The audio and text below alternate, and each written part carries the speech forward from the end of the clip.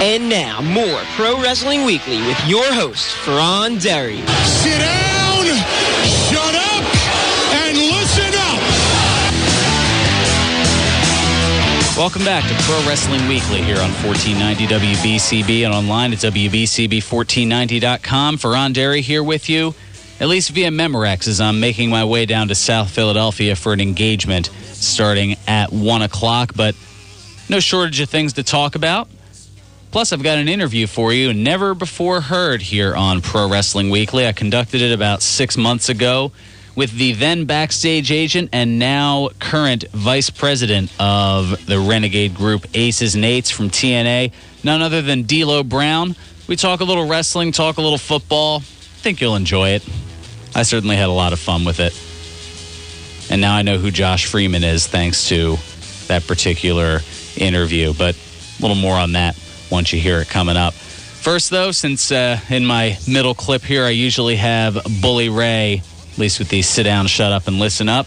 And since he was announced as the president of Aces and Eights, and he is your new TNA World Heavyweight Champion, it seems only appropriate to have a few words from the new champ and the prez of Aces and Eights. So without any further ado, let me introduce to you the new World Heavyweight Champion, my brother, Bully Ray. Do you know who I am?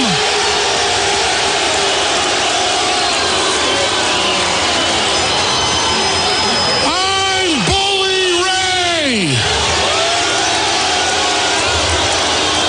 I am the president of the Aces and Eights. And I am the TNA World Heavyweight Champion.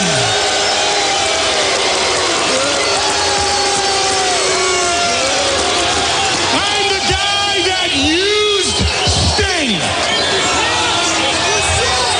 I'm the guy that screwed Brooke.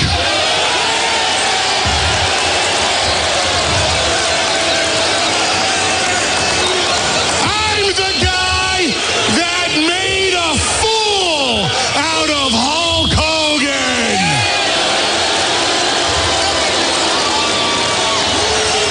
But you know what?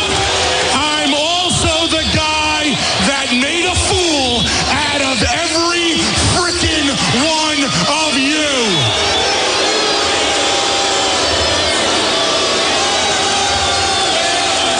For 9 months, you bought into it.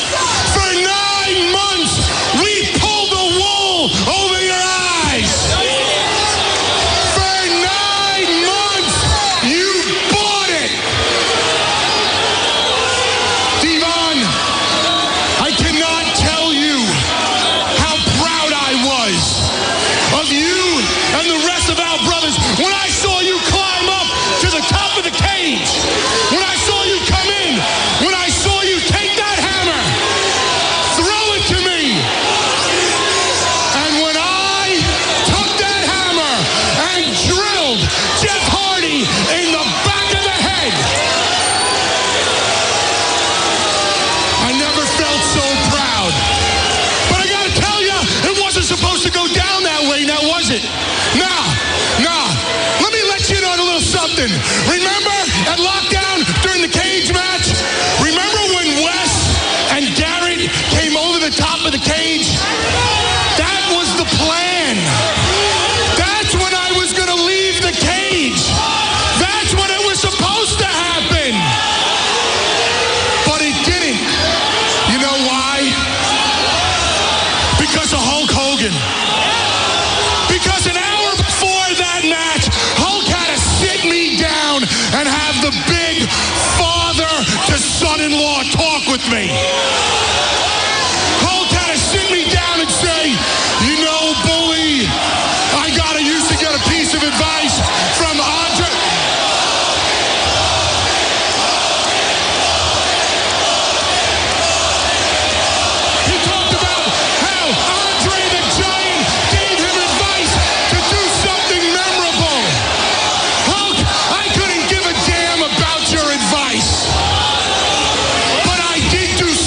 memorable.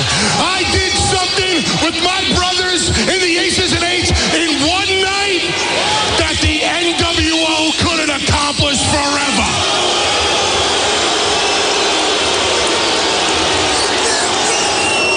Hulk, I know you're here somewhere. I'm begging you, Hulk.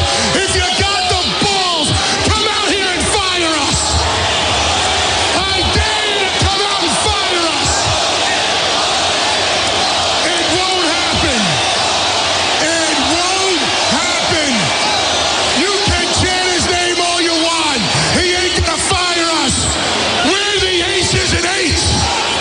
And when you ride with the Aces and Eights, you'll never walk alone.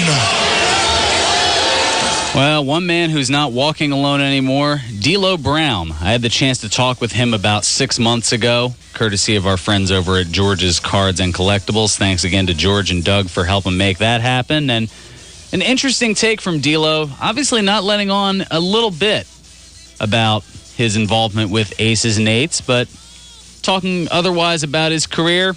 Give it a listen. See for yourself what you think. 1490 WBCB Pro Wrestling Weekly. Fearon Derry here alongside former... I'm sorry, I'm doing promo. I got to tell you right now, I am sitting right here at George's Collectibles. I'm looking around at some cool-ass stuff, and all of a sudden, you know what? I'm a huge Chicago Bear fan. Everybody in the free world knows it. Some people in the non-free world know it. And what is hit in front of me?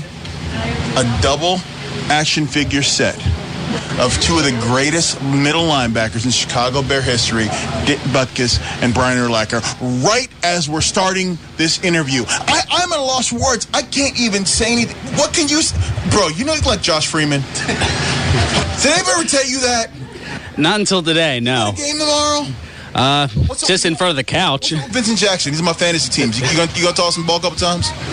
I'll put in a good word. Bro, I need 2 touchdowns. Can you take care of me?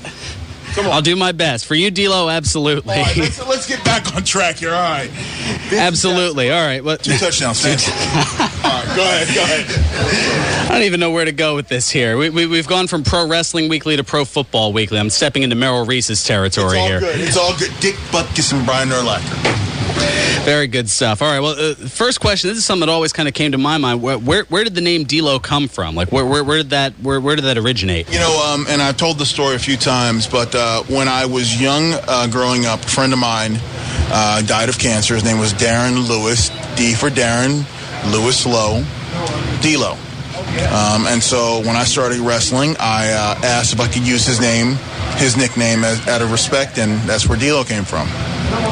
Oh, awesome stuff. And that kind of came to be around the Nation of Domination days back. I was actually D'Lo. I was D'Lo in 1994 in Smoky Mountain Wrestling. So I was D'Lo 3 years before I arrived in the national scene. Very good. What was it? I mean, obviously you've traveled around a little bit. You know, you mentioned Smoky Mountain Wrestling, and then you went up north for a little while, and now you're with TNA. I mean, I guess what memories stand out for you from pick whatever time, pick if you want to pick each individual one. I mean, or just something overall, whatever works for you. If I were to encapsulate like my career in say 3 parts and say Smoky Mountain, I can do it 4 parts: Smoky Mountain, then to WWE, then TNA, then after, where I went in between WWE and TNA. I would say that, in Smoky Mountain, one of the best memories I have is Bluegrass Brawl in John City, Tennessee, where The Undertaker came down. It was The Undertaker, Tracy Smothers, and Dirty White Boy Tony Anthony against me, New Jack, and Mustafa in a 3-way match. And I was my first time ever touching, a real wrestling celebrity. And so to be in the ring with The Undertaker at that time was cool. And then I'll fast forward to when I went to WWE. I think it was the night that I had won the European title the night before.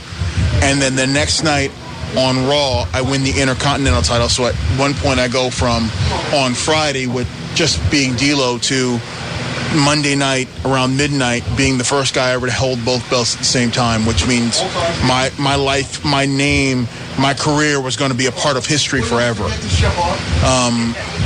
And then I can say between, right after WWE is when I went over to Japan for a bit, and whenever you get to wrestle the Great Muta, or you wrestle in the Tokyo Dome with tens of thousands of people, I can't pick any moment Japan. The entire 5 years I spent in Japan.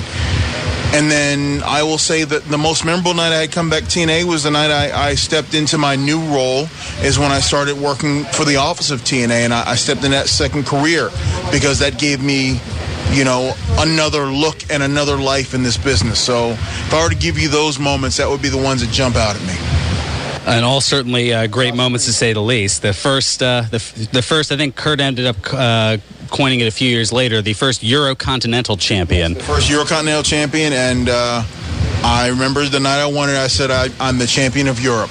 And that was one of the coolest things I'd ever said on TV. It's like, I was like I'm going to Disney World, thing. I'm the champion of Europe. Very, very nice, as he strikes a triumphant pose right after that. So how are things going now with? I mean, you mentioned your second career now with TNA. I mean, what's how are things doing down in Florida? What's a typical day like for D'Lo Brown down in TNA? I will tell you right now, we don't have enough time in this interview to tell you what a typical day for D'Lo Brown is. But I will say this, that I'm enjoying and loving the fact that I can help develop and mold younger talent, that I'm giving back to the business that so graciously gave to me. And that is one of the coolest things I can ever do. I mean, when I show somebody something in the back and then they go out there and do it in front of the live crowd and I hear the crowd react, it is almost as good as me doing it myself. That's the feeling I get. I mean, you'll see, if you see me in the back, I'm bobbing and weaving like I'm out in the ring, because I still get that fire from it, watching other guys do it. And so to be a part of the next evolution of this business, to be a part of giving to that next generation of wrestlers, man, there's no greater feeling. In spite of that, does that mean we've seen the last of D'Lo in the ring, or? I will tell you this, I am happily, lovingly retired. My body hurts too damn much. I can talk, I can teach, but to get out there in front of people and to bump around, not what I want to do on a good Saturday night. I'll tell you that now. So, and I tell everybody, and I use a lot of football analogies, and I've heard it said before that I love playing on Sunday. I love playing in the game on Sunday. I'm just no longer willing to do what it takes Monday through Saturday to get ready for Sunday. I don't want to go to the gym 19 hours a day. I don't want to diet. I don't want to do that. So I'm happily retired. At least from active duty, but you're definitely active in the business, not necessarily in the ring. I'm active backstage. I'm active on the other side of the camera, and look, my body gets old, my body gets tired. My brain, my wrestling mind will last forever. I don't know. You look younger than I am. I don't know what you're talking about, body being old and all that. That seems to be a bit of a myth there, D'Lo. Wrestlers are like dog lives, bro. It's 1 for every 7, man. It's 1 year for every 7. You jump up the top rope 200 times a year. You tell me what you look like. My body is hurting right now. I'm in pain sitting in a chair. I guess that's why I look like Josh Freeman. Bro, I wish I had his Josh Freeman's money. Bro. That makes 2 of us. Get a loan for brother Josh? I'll throw that out. We'll have to ask. We'll see as we send this out. We'll send this out to the Tampa Bay Bucks. You signed a big contract. I know, Freeman. What are you doing interviews, Freeman? You should be practicing today, dog. You got a big game tomorrow. It's Saturday, bro. Tomorrow is Sunday. What are you doing here talking to me? We finished walkthroughs. Okay. D'Lo Brown, absolutely great to talk to you. Thanks for a few minutes, and thanks for the misnomer of Josh Freeman. Thank you very much. Go Bucks. It's good to see that some wrestlers have a sense of humor when it comes to being interviewed. Others, they give very straight-laced, short answers. Others are just great talkers, and D'Lo's one of those guys you just kind of wind him up and let him go. I'm surprised they haven't given him the chance just yet to do so with Aces and Eights, but it's still early. He was only revealed a couple of weeks ago. Well, turning over to WWE, as we all know, almost 2 weeks ago now, the passing of William Moody, better known as Paul Bearer. We talked a little bit in the first segment. And The Undertaker this past Monday on Raw making tribute to his longtime friend, manager, keeper of the urn. And CM Punk, well, he did something that ruffled a lot of feathers. That's right. He interjected himself right in the midst of the tribute.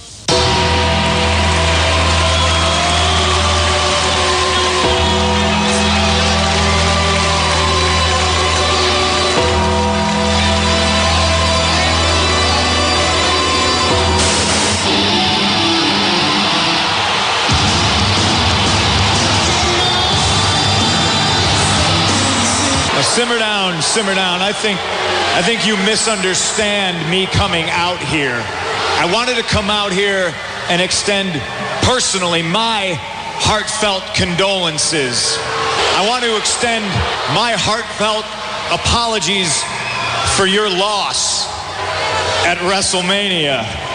The silver lining in all of this tragedy is that to Paul Bearer, you will always be perfect. You will always be 20-0.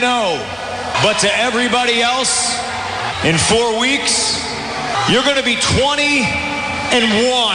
And the night after WrestleMania, we won't be playing any heartfelt tributes to Paul Bearer. We're going to be showing a new video, a video about me. And everybody who's here now, if you show up to WrestleMania, if you watch at home, in 50 years, your grandchildren will be asking you where you were when CM Punk beat the streak. Man, this was a hot-button issue throughout most of the week. Did it go too far? Did WWE exploit Paul Bearer's death by using it as part of the storyline? I don't know. I think considering that Bearer's sons were involved in at least they gave the green light to it. They knew that that's something that Paul Bearer would have wanted, or at least they were fairly sure of it. And the fact that it wasn't really distasteful. It's not like what they did back in 2006 where, they said that Eddie Guerrero was rotting in hell or anything like that. They didn't go that direction, so they still kept it tasteful in that regard. Plus, they had various tributes throughout the rest of the evening. I'm okay with it. I understand, though, why some people may not necessarily be. Anyway, we're going to take a time out here, come back. I've got a bunch of news and notes coming your way, and a big announcement regarding next week's show. This is Pro Wrestling Weekly here on 1490 WBCB and online at WBCB1490.com.